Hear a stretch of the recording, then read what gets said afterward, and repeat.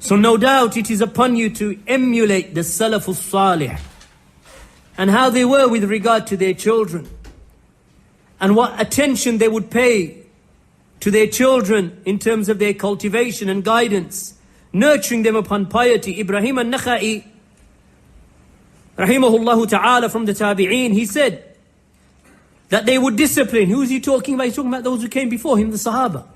That the Sahaba would discipline us. Our elders, they would discipline us concerning our bearing witness to things and covenants and promises whilst we were still young. Shaykh al-Fawzan and some of the scholars, they have mentioned to the extent that if they heard the children saying Wallahi, Wallahi to each other, like you hear the children say Wallahi, Uqsum Billahi, Wallahi, then they would discipline them and tell them off so that they take their oaths to Allah seriously and not be easygoing with regard to calling upon Allah and swearing by Allah subhanahu wa ta'ala. So they would discipline them if they lied and if they bore false witness. They will not say, and they would not say, he's only a child, because they understood that a child is upon his initial upbringing. If the initial upbringing is good, then later on in life he will be good. If the initial upbringing is based upon lies and deception and transgression and leading double lives and having, this twin character, one in the house and one outside of the house, then that is a sure sign of destruction later on in life. So they would not be easygoing. Because a child grows up, as Shaykh al-Fawzan mentions, he grows up upon these habits and these manners. If they are good habits, alhamdulillah, always be truthful, such that a person is written with Allah as a Siddiq. One who is utterly truthful, a person who is utterly truthful, like Abu Bakr as-Siddiq radiyallahu anhu and others besides him, the likes of Hassan al-Basri from the Tabi'een. They were so staunchly and adamantly truthful that they could not find it in themselves ever to lie. They can't lie. It is something that is an impossibility for them. Unlike the kadhab, who is written with Allah as a kadhab. This individual is an individual who continues to lie and lie up until he is written with Allah subhanahu wa ta'ala as a liar. This one finds it hard even to speak the truth. Even if he wakes up in the morning intending to speak the truth, he will lie throughout the day. Because he finds it almost close to impossible to speak the truth. So may Allah subhanahu wa ta'ala give us sidq. And give us that truthfulness and that sincerity in our hearts to always speak the truth, whether for us or against us. And that this is the affair, this truthfulness and this sidq is something that we inculcate into our children. We make it a part of their upbringing. Good habits. The habit of speaking politely. The habit of saying good words to the people, as the Prophet ﷺ said, فَاتَّقُوا النَّارِ وَلَوْ بِشَقِّ تَمْرَةٍ. Save yourselves from the hellfire, even if it be with a portion of date. And if that is not possible, then with a good word, with a goodly word. Say a kalima tayyiba. Speak with a good word. That you are individuals, that your children, they recognize the difference between how they are to give the rights to their elders. As the Prophet ﷺ himself said, he is not from us who does not show mercy to our youngsters and does not show respect and honor to our elders. So mercy to our youngsters. What's that mercy? That mercy is not allowing them to do whatever they wish to do. Having that rahmah for them is not to allow them to run wild with whatever they wish to do and whatever they wish to buy and whatever they wish to scream for. But rather is to teach them the difference between that which they need and that which they want. For example, if it comes to buying and purchasing things for them. Sometimes parents, because of their love for their children, that they spoil them to the degree that their children cannot distinguish between that which they want and that which they need, because they recognize and they see whatever they want as whatever they need.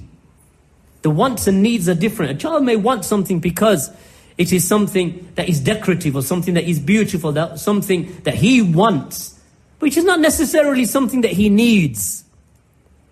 So the children need to be taught the difference between the two. Yes, you need food to live and to exist.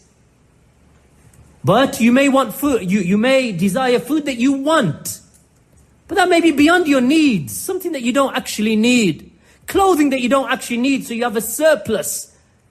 And every time you go out and your child reaches for something, no, she's only a child, she's only a bit, let me just get it for her.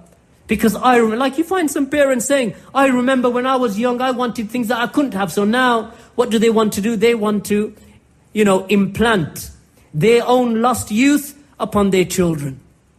And they think that they're doing good. So now the child cannot distinguish between the needs and the wants.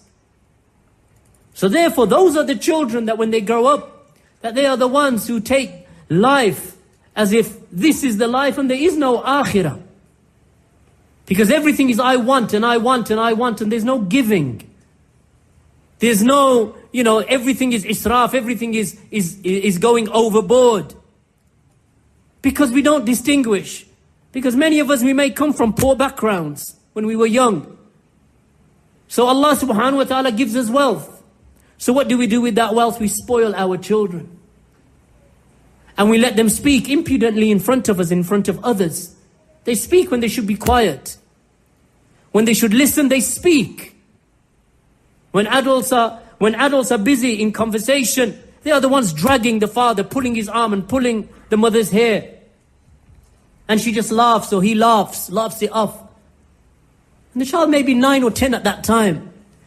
Because there is something that was missing earlier on. Cultivation, my brothers and sisters. That cultivation, because without knowing those boundaries that they're not supposed to cross, and not laying down those boundaries in the first place, allows those children to fall into habits, as Shaykh al-Fawzan mentions. Because a habit is a habit. If you do something once, it can be broken. Like a thread. So you pull the thread apart, the habit is, that act or that deed, that misdemeanor is done. But let's say they commit one, transgression. Then they add to that another transgression, that's the second thread. Then a third transgression. And all the time you're just laughing it off. He's only a child, he's only a child, he's only a child. What happens when you add threads together and you twist them? What does it become? What does it become? A rope. Then how are you going to break a rope? Take a rope and try to snap it apart, regardless of how strong you think you are. By that time it's too late. Now they're 14 and 15 and in those bad habits of lying, listening to music, only concerned with fashion and design and what they want, not what they need. It gets cold, so they need a coat. They don't need 16 coats. Right? They want to go to a wedding, or a relative has invited them, so they want to dress nicely, so they buy an outfit. It's one wedding, they don't need 14 outfits. For one wedding, one in the morning, one in the afternoon, one in the evening, one in the night. Why? Because there's a difference between needs and wants, my brothers and sisters. So they ask for food, what do you want? I want this chocolate and that chocolate and that chocolate and 6 other different chocolates as well. After the second one, he's feeling sick, about to vomit. But you've already bought them 6 because I didn't have chocolate when I was young. Is that an excuse, ya ikhwan? And then you wonder why they behave like that when they're older, because now their sight is fixed. It's all about dunya and how much of it they can gather. Because you put them into that habit, because you said, I didn't have it, I'm going to give it to them.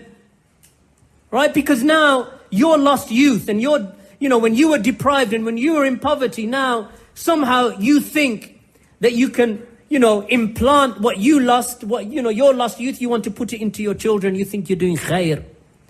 These are just poor and bad habits. Bad habits, subhanallah. And you see it in children all around you. You see it in them. So now they want the latest phone just like you have the latest. It's a want, it's not a need. What is a 10-year-old, 11-year-old, 12-year-old child doing with the latest iPhone or the latest Android phone or the latest Samsung? What are they doing? A phone is a phone, he makes a phone call. What are they doing on that phone? Because that phone, the reason for those smartphones is what? Internet access. You're giving your 12-year-old child full internet access. WhatsApp, chat rooms, Twitter, social media, Facebook. At the age of 12. And then when you say to your child, and I've heard this from parents, I say to my child, give me the phone. No, it's my phone, it's private. And they say, oh, I couldn't take the phone off them because I have to respect the privacy. Privacy of your 12-year-old child? What kind of cultivation is this? Children, if left to their own devices and left to their own peer group, with those mobile phones in their hands and those smartphones in their hands, you're asking for destruction. This is why Shaykh al-Fawzan mentioned that statement. A shepherd who is, in the times that we are living in, that he is a shepherd over his sheep in a land of predatory animals. So if the shepherd falls asleep, then the wolf or the lion becomes the shepherd over his flock. Taking care at an early age, not, being consistent. Because that's a key word as well. Something that we need to remind ourselves with: consistency. Consistency in reward, consistency in punishment. Meaning if you tell them, if you do this, I will punish you with that. Then punish them with that. Within the realms of the Sharia. If you do such and such, you are not allowed to go karting or fishing with your friends or whatever, basketball with your friends tomorrow if you do this. So you better make sure that you get this work done. Clean your bedroom or clean the bathroom or whatever you're supposed to be doing. Or get your homework done. And if you don't do it, you ain't going tomorrow. So the following morning, did you do it? No, I didn't, but my friends are waiting outside. You're not going. If you say, khalas, go, I felt sorry for them, you've broken it. That strength or that, control and that discipline that you had over them, they know, khalas, it's done. Because there is no consistency. Consistency is important. If something was wrong today, it doesn't become right tomorrow. If something was disallowed in your household today, then it is disallowed tomorrow. It doesn't become permissible tomorrow. Because youth and children, that they are individuals who know about boundaries. And they know how to edge closer and closer to a boundary. If you do not set those boundaries and remain consistent in defending those boundaries, they will cross them. And if they've crossed the first, they'll cross the second. Mothers are very, very lax when it comes to this. Because of their love and their mercy for their children. Fathers are stronger. But mothers are easygoing. So you say to your child, no, we're not going to buy that. Because you already have 2 pairs of trainers or sneakers, you call them here, right? You already have 2 pairs. That's enough for you. So you're out of the house and he's bugging the mother. I want them. I've been looking at them for 3 months, Mom. I want them. Dad said no. When you come home the next morning, Amazon has already delivered it. So you say to your wife, what are you doing? He was, I didn't have these things when I was young, so why can't he have them? What have you done? You've reflected your lost youth upon your child, and you've reduced and you've diminished the authority of your own husband in the household. And now the child knows what he can do. You're not drawing boundaries, you're not consistent. Inconsistency is something that is bad for tarbiyah.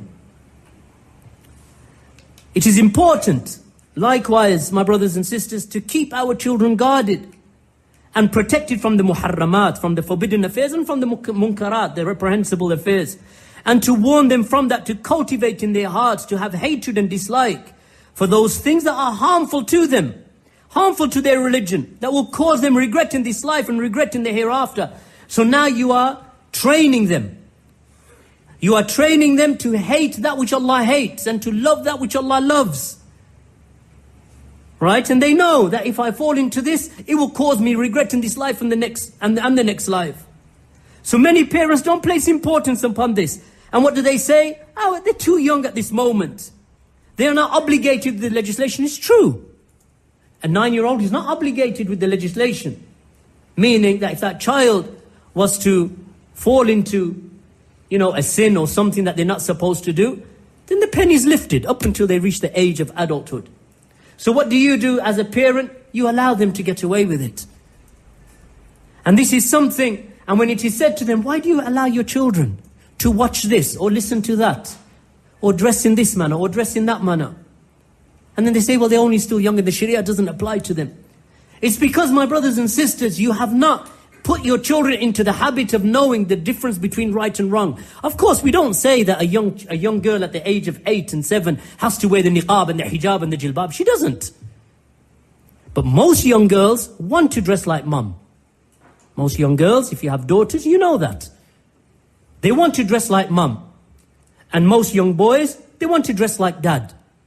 And they want to look like him, they want to behave like him, they want to walk like him, they want to talk like him. All right?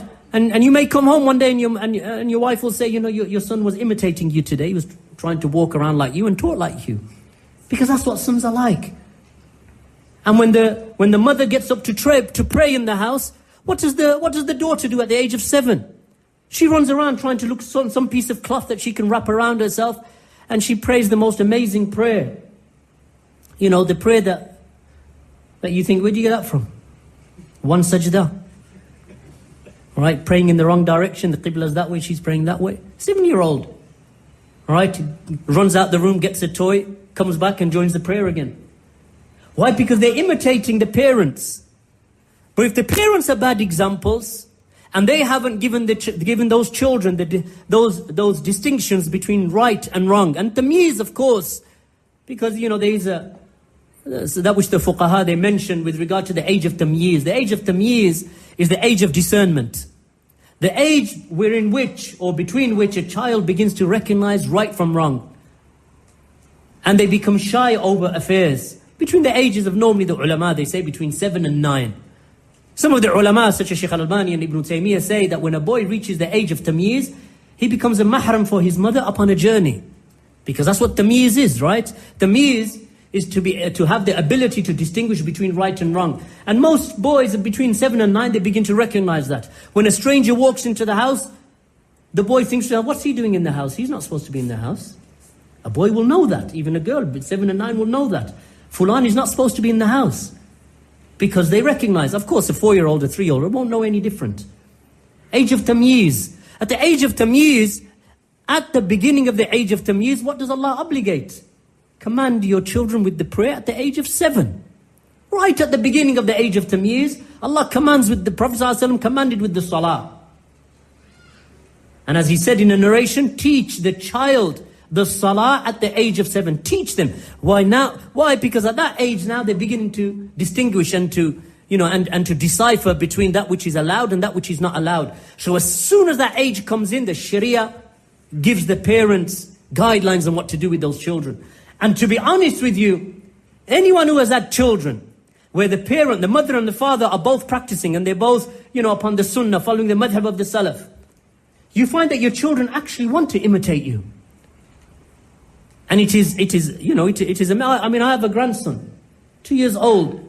When we stand up to pray, he prays with us. Runs off, tries to go between your legs and break our rows and whatever. But he'll stand for 30 seconds. In salah, in qiyam, hands on the chest. He will stand. When we make raf al-yadayn, he'll make raf al-yadayn. In the tashahhud, he points his finger. At the age of 2, then he'll get up and run off. What's he doing? He's mimicking and he's imitating those whom he loves, those that he feels safe around. He knows that these are the ones that I'm comfortable with. If you leave him on his own anyway, he starts crying. Because he wants to be around those that he recognizes as his beloved ones. That's how children are. Now, you have to know those markers. Because some people say, right, age of 7, I will teach him to pray. Right? And they don't think of everything else that actually comes along with that. Which is what? Okay, there's the wudu. So now, when you go and make wudu, leave the door open so your daughter or your son can watch you make wudu. Let them watch it. As I say, my own grandson, when I go to make wudu and the closet room door is open, he watches the tap turn on. He'll come under my arms and he'll shove his hands without rolling up the sleeves right under the tap. All of his arm is soaking, clothes, everything wet with water. What's he doing? He's making wudu. He sees grandfather or his father, he follows his father likewise into the bathroom. He wants to make wudu because he sees you make wudu. When you make the mas over their head, he looks up. He takes the water. Half of it is going on the floor and half of it behind his head and not even on his head. But he's copying. Why not take advantage of that in your children? Why not take advantage of that? Because you can see that. Try doing that to an 18-year-old. 18, 19-year-olds, if they are raised in the society that we live in, they don't want to be seen dead with mum and dad in the street. You know? Should we go shopping mall together with you, Dad? No. Because that's this society, right? That's how societies are these days. They don't want to be seen with their parents. They want to be seen with their mates because it's, because that's cool. Being seen with mum and dad is not cool. And we don't want to be seen with mum and dad. So you can see the difference between the child and between the teenager. Or the child in his, or the boy in his teens, or the girl in her teens. There's a huge difference. But we don't take advantage of the fact that when the children are young, why not be role models for them? Why not put them into good habits then? Habits that are unbreakable later in life. Such that if they give up those habits, they feel empty inside. Like for example, the habit of the salah.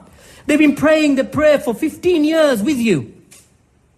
From the age of 4 and 5, they were running around you. Till the age of 7, when now actually they're praying properly. By the age of 10, now they're actually cognizant about the salah and the shurut and the arkan of the salah. By the age of 13 or 14, they've entered into adulthood. By the age of 20, they're upon the salah. When they miss the prayer at any stage beyond that, there's an emptiness in them. Because they think, just like I think about my parents when I was young. We used to do this with my mother and father. We used to do that with my mother and father. We used to go out to this place and we used to go out. And we do it all the time with our children. Those of you, who have children, sometimes you'll be driving, you'll be driving in the car with your children. You say, I used to walk on this road with my mother and father and they used to take us to that park. People do that. And your children will ask you, how were you with your mother and father? Because those memories are precious. So if the memory is a good memory, a memory that instills good habits in children. We never listened to music in my house when we were young, for example. Then why would that child now at the age of 23 introduce music into his house when he's married? He wouldn't. Because he doesn't want to be like that. He wants to be upon the goodness that his parents were upon because he saw the barakah. He saw the happiness. He saw the joy in that house. And now he doesn't want to introduce all of those sins and those transgressions into his home. And many husbands, forget about, not just Muslims, non-Muslims as well. They say that when they eventually get married and they settle down with their wife, they're looking in their wife and they're always comparing their wife to their mother. Right? Because, they know the character of the wife and the character of the mother. They remember their mother, loving, caring, used to provide. She used to cook for us. Dad used to go out and work. And they remember those things. As we remember as we get older. Or they have memories of their grandparents. When these children grow up, what memories have you left them with? What habits and good customs and good cultivation have you left them with? So this attitude of they're too young, let them be, let them do what they want, let them run riot, is not something that is from the Sharia.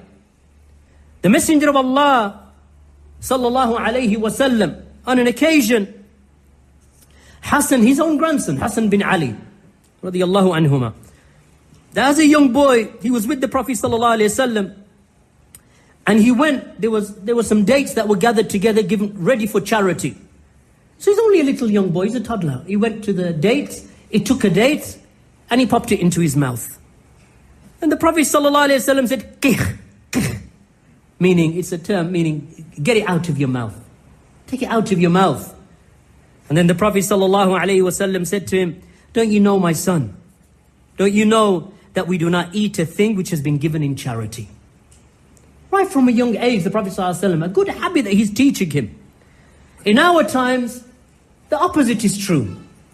We let them do anything. We have invited guests around the house. To the house we've invited guests. The food is served. All right, so you put the platter on and you're about to serve it to your family, and then your 8-year-old son comes in and puts his hand right in the middle of the bowl to take out what he wants. And you see nothing wrong with that. But look at the Prophet ﷺ when he saw, and of course the family of the Prophet ﷺ cannot take charity anyway. But the fact is that here the Prophet ﷺ, that when he saw Hassan as a very young boy, bin Ali radiallahu anhuma, when he saw him doing what he was doing, the Prophet ﷺ didn't let it go. Look at conference times. Conference times, you see the children running wild when they should be sitting next. Because if you want them to go and have a run around, as we said yesterday, take them to the park. Let them go and play on the swings and the roundabouts and whatever else there is in the parks. And let them run around there. Now it's the conference. Get them into the habit of sitting down. Give them a mark. Give them a notepad and a few pencils, colouring pencils and pens. Whatever they scribble, let them scribble. The speaker at the front is talking about Tawheed. The children are drawing a tree and a mountain. Let them draw. But they're getting into the habit of what? Sitting down. That when the dars is going on, I sit next to mum for the girls. And when the dars is going on, I sit next to my father. These are habits. Instead of roaming, you see them running around outside the conferences on the side of the building, at the front of the building. Happens in every city. In Birmingham, in London, you see it happening. And then when years go by, and the thing is that I'm old enough to remember when many of our children were born, meaning children within our community who are now 25 and so on. I remember them when they were born. And then the phone calls start coming in when those children were 16 and 17. And then they say, oh, my child has done this, my daughter's done this, and she's found a boy in the street, and my son has found whatever, and what do I do now? But these were things that really should have been dealt with at a very young age. So let's not leave them. The next affair that I wish to move on to is having a good example and role model. A role model, and this is from the necessities of good tarbiyah, as the ulama they have mentioned. It is something well known that a child is amazed by his father and loves it to imitate him and to follow him. And we've already mentioned this previously. It is therefore obligatory upon fathers and mothers and others to cultivate their children and not to contradict what they say with how they act. They should not contradict. Just as Allah subhanahu wa ta'ala has mentioned in the Quran, Ya ayyuha alladhina amanu lima taquluna ma la taf'alun. Oh, you who believe, why do you say that which you do not do? You tell the children not to do something, then you're the first one to do. You tell the children, raise your trousers above the ankles, and you're walking around yourself musbil. You tell the children not to listen to music, and then you are filling your ears with music yourself. You think your children can't see hypocrisy? The thing about children when they're young is that children don't see grey. They only see black and white. Right? Not literally in terms of colour, but in habits.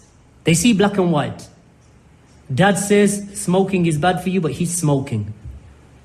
Alright? Obviously the children aren't sophisticated enough to understand hypocrisy in details, but they know he's telling me not to do it, but he does it. By the age of 12 and 13, all of that comes back to him. He was smoking, but he was telling me not to smoke. He was listening to music and telling me not to listen to music. Right? This is something, subhanAllah, that the children pick up upon. Why? Because children see black and white.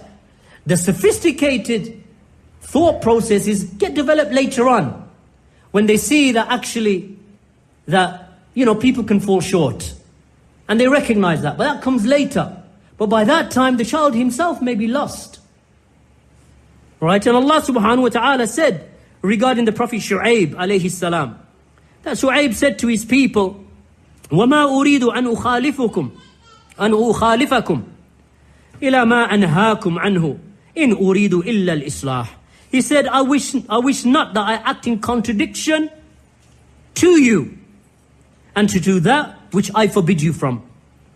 Right? This is what he said. And I do not wish to do except to reform and to rectify. So why would a prophet come and tell the people to do something and he's not doing it himself? He said, I will not do that. That's not what I'm here for. I'm here for rectification. Rectification is what? That when you set that example, you stick to it yourself. Publicly and privately. Stick to it yourselves.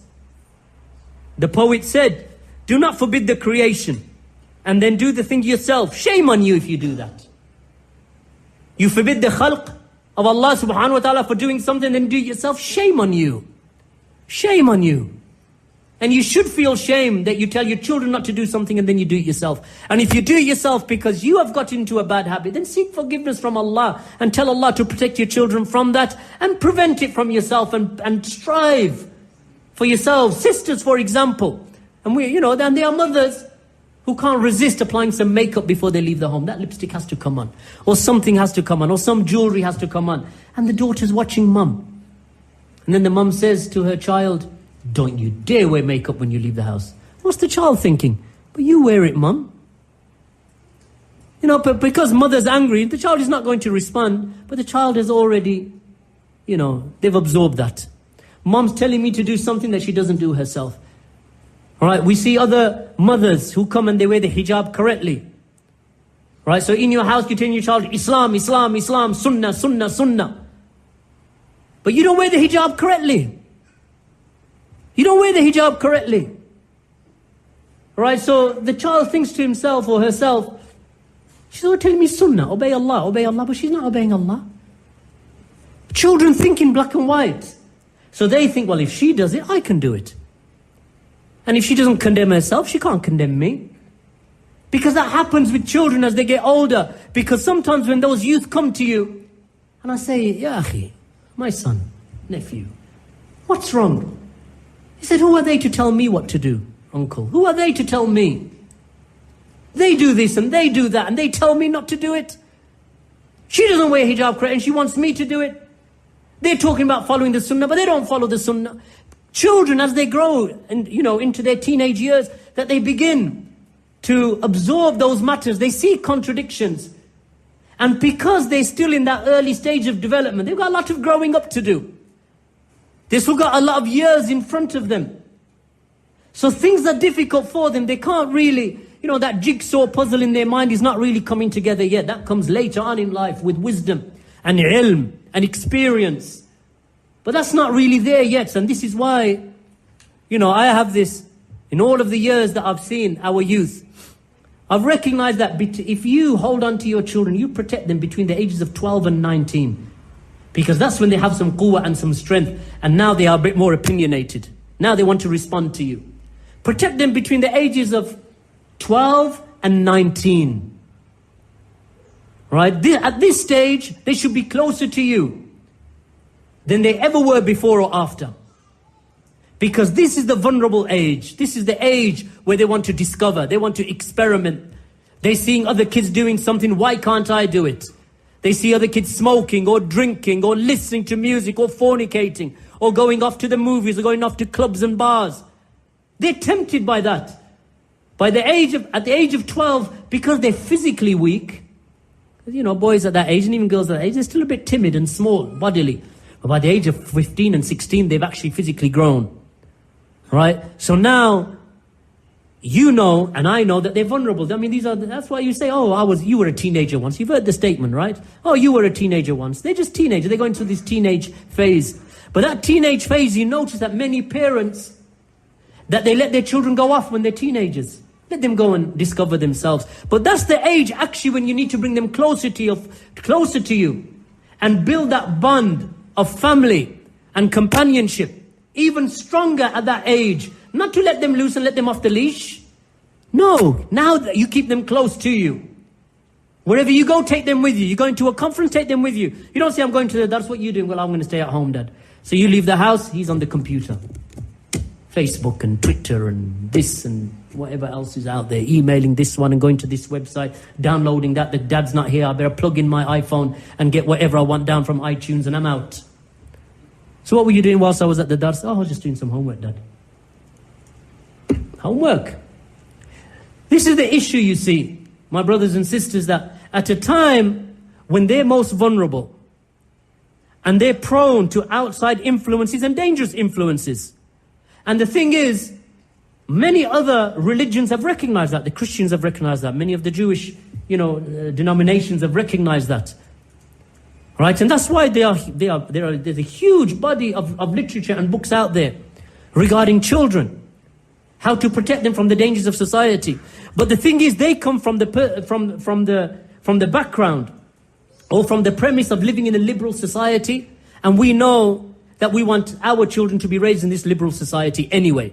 So things such as homosexuality and, lesbians and transgenders and, music and fornication and promiscuity and going to clubs and trying different types of drugs and smoking this and taking that tablet and the acid tablet and the E-tablet and whatever else is out there and these so-called legal highs that we have in Europe now. I don't know if you have them here also.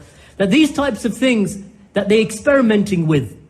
So now, not now, but actually this is something that is maybe a quarter of a century old, that you see, even amongst, Jews and Christians and other faiths, that you see them writing books on how to cultivate your children to protect them from the harms of society, sex before marriage.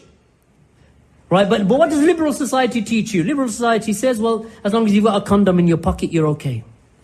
Because you don't want to catch a disease. They're not. And you don't want, as long as make sure that when you're 13 and 14 and you are going to have sexual relationships with a boy, make sure that either he uses a condom or you use a condom because you don't want to be a single mother. See the premise they're coming from? The premise they're coming from is already gone. We've lost it. Innocence is lost. All right? So what do we do now? Prevent a pregnancy. Decades ago, a girl could never, a grown woman or a young girl could never get the morning after pill. Now, in every chemist in the United Kingdom, you can walk in the following morning and a 15-year-old, 16-year-old girl can go in and buy a morning after pill to stop the pregnancy, to abort before it, goes any further. Common.